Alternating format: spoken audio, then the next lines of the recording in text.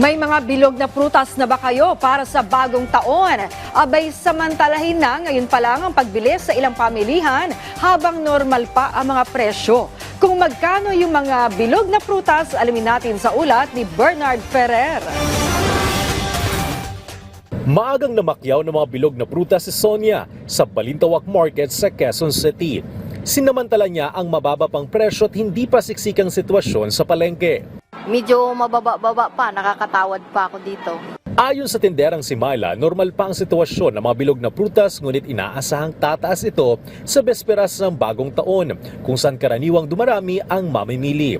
Ngayong araw inaasahan ang unti-unting pagdagsa ng mga mamimili ng bilog na prutas bilang bahagi ng tradisyonal na pagsalubong sa bagong taon. Medyo matumal-tumal pa konti. Nagtaas na ba?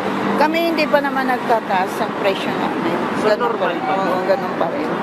Ilan sa mga prutas na mabibili sa Balintawak Market ay ang peras sa 30 pesos bawat piraso, kiwi 35 pesos bawat piraso, persimmon 50 pesos bawat piraso, watermelon 50 pesos kada kilo, melon 90 pesos kada kilo, grapes 100 pesos kada kilo, kiat-kiat 100 pesos kada kilo, Korean pear 100 pesos kada kilo.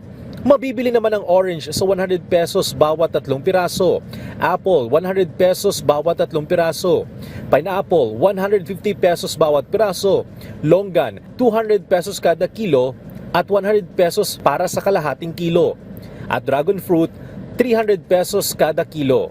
Naniniwalang maraming Pilipino na ang bilog na prutas ay simbolo ng kasaganahan at swerte para sa darating na taon.